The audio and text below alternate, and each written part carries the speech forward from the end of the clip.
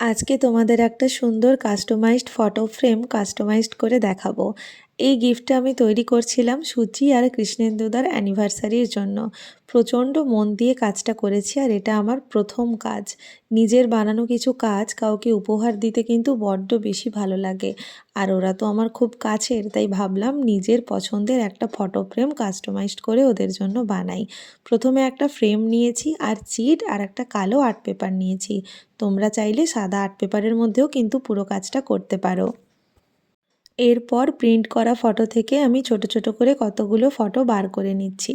আর এখানে একটা A4 এর মাপেই ব্ল্যাক আর্ট পেপারকেও কেটে নিয়েছি। আর এখানে আমি একটু অথেন্টিক ভাব দেব বলে কফিটাকে জলের মধ্যে গুলে একটা পেপারের মধ্যে আমি হালকা করে এই কফির কালারটা করেছি। এবার অনেকেই হয়তো বলবে ব্রাউন কালার ইউজ করতে পারতাম, কিন্তু তাহলে এই ভাবটা আসতো না। আর এই সাইডটাকে একটু পোড়া এফেক্ট দেওয়ার জন্য প্রদীপ দিয়ে একটুখানি পুড়িয়ে নিয়েছি। ভীষণ অথেন্টিক দেখতে লাগছিল পুরো জিনিসটা। এই আইডিয়াটা কিন্তু পুরোটাই আমার ছিল। আমি চেয়েছিলাম নিজের হাতে এইভাবে বানিয়ে ওদেরকে গিফট করব।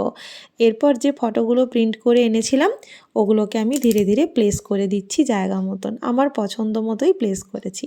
এরপর আর কি চিট দিয়ে ভালো করে চিটিয়ে দেব। এরকম কাস্টমাইজড ফটো ফ্রেম যদি তোমরা আমার থেকে নিতে চাও তাহলে কিন্তু আমার সঙ্গে অবশ্যই যোগাযোগ করতে পারো।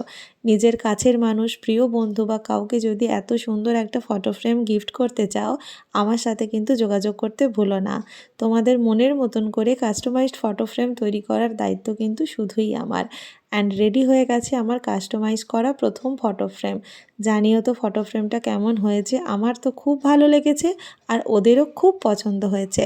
তোমরাও যদি নিতে চাও অবশ্যই আমার সঙ্গে যোগাযোগ করতে পারো। চলো আজকের মতো আসি।